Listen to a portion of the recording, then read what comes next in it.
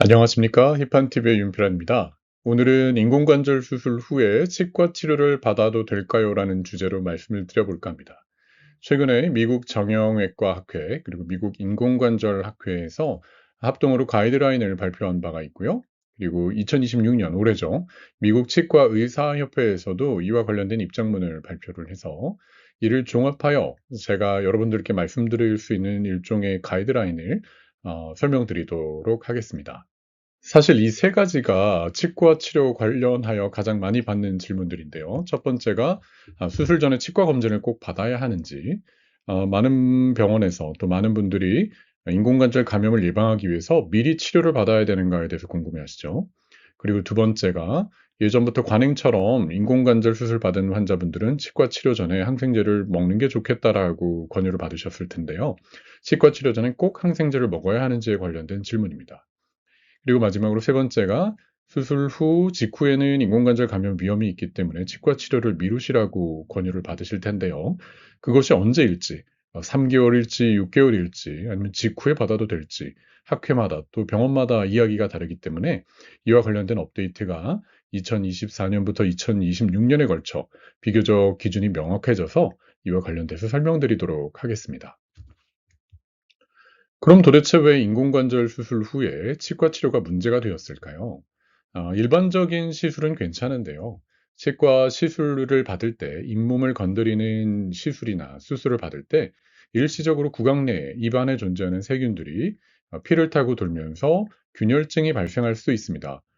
이런 균열증이 발생을 했을 때 균열증이라는 것은 피 속에 균이 돌아다닌다는 거죠. 이게 큰 문제가 되진 않은데요. 면역이 좋은 환자분들은 그냥 이것이 저절로 치료되고 없어지게 되는데 인공관절 수술을 받으신 경우에 특히 초기에 인공관절 표면에 세균이 달라붙을 경우 감염 발생 위험이 있다라는 것이죠. 그래서 이게 면역작용에 의해서 치료되지 못하고 세균이 증식할 경우에는 인공관절 감염이 발생할 수 있다는 것입니다. 사실 인공관절 감염 발생률은 전 세계적으로 한 1에서 2% 정도로 보고가 되고 있지만 실제 웬만한 전문 병원이나 상급 병원에서는 1% 미만 아주 낮은 확률로 발생을 하죠. 그러나 아무리 낮은 확률이라도 발생을 하게 되면 그 피해가 매우 막심하고요. 감염 치료가 성공된 이후에도 환자분들이 많은 경우에 다시 불안해하시고 심지어 치료 기간 동안에 받았던 스트레스로 인해서 우울감을 경험하기도 하신다는 겁니다.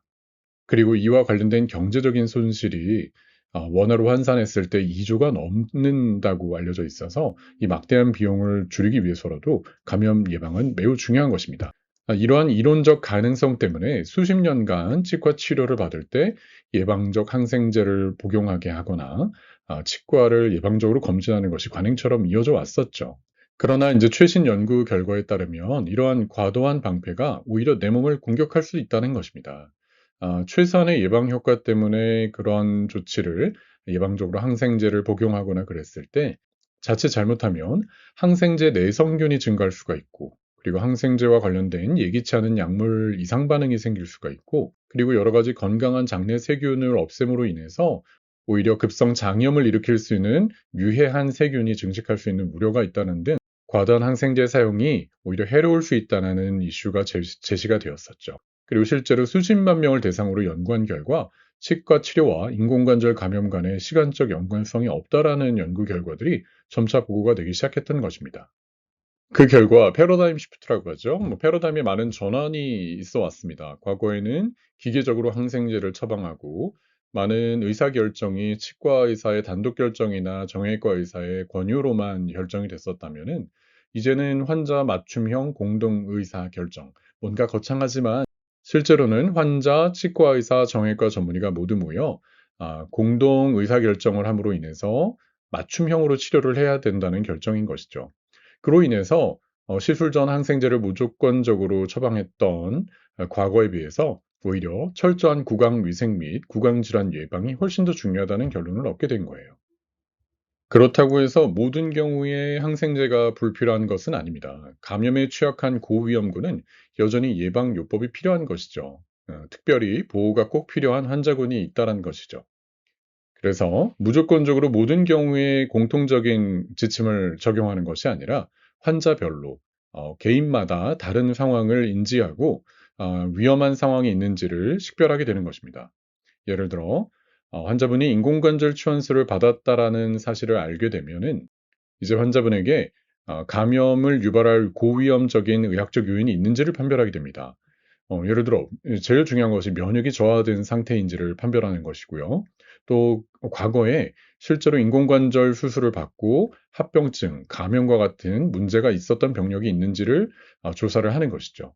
이런 분들은 감염의 고위험군이라고 판단을 할 수가 있습니다.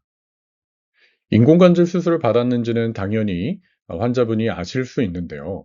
이를 다른 의료진에게 전달하고자 할 때, 특히 치과 선생님에게 인공관절 수술을 받았다고 알릴 때 진단서가 필요하기도 하고 소견서가 필요하기도 합니다. 그런데 저희 병원에서는 일단 간단하게 고관절 임플란트 카드를 환자분들께 제공을 해서 그 뒷면에 인공관절 수술을 받았다라는 인증서 같은 거죠. 그래서 이 카드를 봤을 때 인공관절 수술을 받았다는 것을 실제로 확인할 수 있도록 도움을 드리고자 카드를 제공해 드리기도 합니다. 그러면 면역 억제 상태는 어떤 것이 있을까요? 대표적으로 에이즈 환자분들 같은 경우에는 면역이 저하된 상태인 거고, 항암 치료 중인 암 환자분도 마찬가지로 면역이 상당히 낮아진 상태라고 볼 수 있습니다. 그리고 장기 이식을 받은 분들은 면역 억제제를 실제로 복용하고 계시기 때문에 면역이 억제된 상태로 면역이 저하된 상태라고 또 판단을 할 수가 있어서 이런 경우에 감염 위험이 조금은 올라간다고 볼 수가 있습니다. 그리고 복용하시는 약물이나 과거력에 따라서도 면역 상태를 판단하게 되는데요. 대표적으로 류마티스 관절염의 치료제로 사용되는 약제들 중에는 면역을 억제시키는 약제들이 있어서 이와 관련된 정보는 의료진에게 꼭 정보를 제공하시는 게 좋습니다. 그리고 아까 말씀드렸던 과거에 인공관절 수술 후에 감염 합병증을 겪었던 환자분들은 또다시 감염 위험이 올라가기 때문에 역시 고위험군으로 분류가 될 수가 있죠. 그래서 이러한 상황을 판별해서 치료를 어떻게 결정하실 건가는 한 사람의, 한 의사의 판단으로 이루어지는 것이 아니라 환자분이 제공한 정보, 그리고 정형외과 주치의의 정보 제공, 그리고 치과 의사분의 판단으로 공동 의사 결정 방법으로 항생제 복용 여부 및 기타 치료 방침을 결정하게 되는 것입니다. 그럼 첫 번째 질문이었죠. 치과 검진을 꼭 받아야 하는가? 이와 관련해서 미국 정형외과학회 인공관절학회의 권고는 수술 전 치과 검진을 시행해도 이후에 인공관절 주위 감염 위험이 줄어들지 않을 수 있다라는 결론입니다. 많은 연구 결과들이 있었는데요. 4편의 관련된 연구 결과를 조사한 결과에서 모두 수술 전 치과 평가가 감염 위험을 바꾸지 못했다라는 것이죠. 미국 치과학회 역시 일률적인 치과 검진은 필요하지 않다고 밝히고 있습니다. 그래도 그 수술 전에 치과 평가가 도움이 되는 경우는 원래 구강 위생이 좋지 않았던 병력이 있거나 그리고 수술 전에 현재 치통이나 활동성 치과 감염이 있는 경우 또는 영양 불량이나 항상 말씀드리는 흡연 그리고 면역 억제제 등 동반 질환이 있는 경우 그리고 마지막으로 치과 평가의 비용, 접근성이 부담되지 않는 경우에는 인공관절 수술 전에 치과 평가를 받고 필요하다면 관련된 치료를 받는 것이 도움이 될 수 있습니다. 그래서 검진은 선택이 돼 구강 위생은 필수라는 것이죠. 최신 가이드라인이 부정한 것은 모든 환자에게 서류상 치과 검진을 요구하는 관행을 없애자는 것이지 구강 건강 자체가 아닙니다. 두 학회 모두 좋은 구강 위생은 전신 건강에 중요하며 환자에게 적극 권장해야 한다고 명시하고 있죠. 당연히 건강한 구강 위생이 인공관절 후 감염을 예방하는 데 아주 큰 도움을 주게 됩니다. 그리고 상식적으로 생각하는 것 중에 치과 치료를 받거나 뭐 인공관절 수술을 받거나 그전에 입안에 소독제 가글인 뭐 예를 들어 클로로헥시딘 가글 같은 것을 하는 것이 필수인가라는 질문을 하게 되는데요. 연구 결과에 의하면 이러한 소독제 가글이 혈중 세균을 눈에 띄게 줄인다는 근거가 부족해서 역시 무조건적인 사용은 불필요하다고 설명하고 있습니다. 항상 기본이 제일 중요하죠. 약보다 강한 가장 확실한 예방법은 매일 필요할 때마다 꼭 양치질을 하고 구강을 위생적으로 건강하게 유지하는 것이 제일 중요합니다.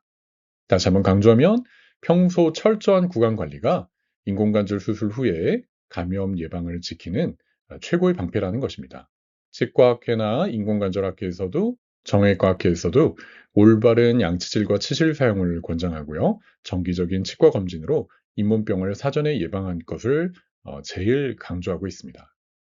자, 그렇다면 치과는 언제부터 갈 수 있을까요? 네, 치료 골든타임 가이드라인에 대해서 살펴보도록 하겠습니다. 먼저 인공관절 수술 전 상황을 생각해 보겠습니다. 치과 치료를 받은 후에 얼마 만에 인공관절 수술을 받는 것이 좋을까요? 라는 질문이죠. 그러니까 치료를 받고 나서 인공관절 수술 전까지 어느 정도 기간을 가져야 될까를 봤을 때 일반적인 치과 검진이나 방사선 촬영 당연하겠죠. 틀니, 투명 교정 장치, 스플린트 조정과 같은 것은 그냥 당일날도 가능하다고 합니다. 그리고 스케일링 없는 위생 처치, 교정 치료, 크라운, 보철, 충치 치료, 신경 치료 같은 경우는 최소 하루 전에 해야 된다라는 것이고요. 그래도 하루라고는 하지만 저 같으면 일주일 전을 더 권고할 것 같아요. 그리고 치석 제거, 스케일링이나 치근 활택술 이런 것들도 역시 최소 1주 전에는 완료해야 된다고 합니다. 그리고 발치 같은 것은 3주 전에 완료하시는 것이 좋고 구강 수술, 또 임플란트나 치주 수술, 골 성형과 같은 것들은 3주 전이라고 하는데요. 저는 그래도 한 달이나 6주 전에 완료하시기를 권해 드리고 싶어요. 그리고 활동성 치과 감염 치료는 무조건적으로 감염이 소실된 후 최소 3주 이후까지 감염 재발 증거나 증상이 없을 때 인공관절 수술을 받으시길 권해드리고 싶습니다. 그러면 이번에는 수술 후 상황을 볼까요? 수술 직후에도 가능한 것은 당연히 단순 구강 검진, 치과 엑스레이 촬영, 틀니 및 교정기 스플린트 조정은 수술 직후에도 특별히 큰 문제를 일으키지 않기 때문에 출혈이나 잇몸 자극이 없는 간단한 진료는 인공관절 수술 직후라도 미룰 필요가 전혀 없습니다. 그러나 스케일링 및 잇몸 치료, 치아 발치, 사랑니를 포함해서요. 그리고 추가적으로 치아 교정 장치를 부착하는 다소 침습적인 시술인 경우에는 모든 학회에서 수술 후 최소 3개월 정도는 이후에 치료받는 것이 좋다라고 권고를 하고 있습니다. 하지만 급성 치과 감염이 발생한 경우에는 대기하지 말고 즉시 치료를 받아야 하는 상황입니다. 수술 후 최소 3개월을 대기해야 된다고 해서 잇몸이 붓고 통증이 생기고 고름이 나오는데 그렇게까지 기다리시면 절대 안 돼요. 오히려 그 잇몸에 생긴 감염이 인공관절 감염 위험을 더 높일 수가 있습니다. 다시 한번 강조드리면 절대 미루면 안 되는 예외가 있어요. 치아 감염이죠. 급성 치과 감염이 발생했다면 인공관절 수술 받고 3개월을 기다리지 말고 즉시 치료를 받아야 됩니다. 특히 이와 같이 세 가지 증상이 있는 경우에 심한 치통, 밤에 깰 정도의 심한 치통이 있고 잇몸에 고름이 나오거나 붓고 얼굴까지 붓는 상황, 또 실제로 발열이 나고 오한이 생기는 전신 컨디션이 저하되는 급성 감염 증상이 있는 경우에는 3개월을 절대 미룰 것이 아니라 그 즉시 치과 치료를 받으셔야 합니다. 자, 이제 정리해 드린다면 환자분들이 꼭 기억하셔야 될 5가지를 다시 한번 말씀드릴게요. 수술이 예정되어 있다면 치과 문제를 먼저 해결하십시오. 정기 검진이 꼭 필요한 것은 아니지만 수술이 예정되었는데 치과 문제가 있다면 발치나 임플란트 등 침습적인 시술은 수술 최소 3주 전, 적어도 6주 전까지 완료를 하시고요. 스케일링은 최소 1주 전까지는 끝내는 것이 좋습니다. 그리고 수술 후 급하지 않은 치과 치료는 여유를 두세요. 미국 정형외과학회는 3개월을 제한하고 있습니다. 다만 절대적인 기준은 아니므로 치료가 필요하면 미루기 전에 먼저 상의를 하시는 것이 좋습니다. 그리고 아까 말씀드렸던 치통, 잇몸 붓기, 고름과 같은 급성 감염 증상은 절대 참지 마시고 활동성 치과 감염은 수술 직후라도 즉시 치료해야 합니다. 미루는 것이 오히려 더 위험합니다. 네 번째, 가장 중요한 것은 다시 한번 강조하지만 매일의 양치질과 치실 사용입니다. 일회성 항생제 사용이나 가글보다 평소 구강 위생 관리가 균열증과 감염 위험을 낮추는 가장 확실한 방법입니다. 그리고 마지막으로 5번째, 치과에 인공관절 수술을 받았다고 꼭 알리세요. 임플란트 카드를 활용하셔도 되고요. 재치환술, 과거의 감염의 병력, 면역 저하 상태라면 정형외과 주치의와 치과 의사가 함께 판단해야 하므로 필요하면 소견서를 요청하셔서 소견서를 받으신 이후에 치료를 시행하시는 것이 좋습니다. 검진 시기, 감염 치료는 상황에 따라 달라질 수 있지만 좋은 구강 위생과 의료진과의 소통은 모든 환자에게 공통적으로 중요한 것입니다. 오늘의 메시지를 한마디로 정리하면 항생제보다 칫솔이 먼저입니다. 인공관절 수술을 받았다고 해서 감염에 대해서 너무 두려워하지 마시고 불필요한 두려움은 지워버리시고 스마트하게 내 관절을 지키세요. 네, 오늘은 인공관절 수술 후 치과 치료에 대해서 말씀을 드렸는데요. 도움이 되셨기를 바라겠습니다. 감사합니다.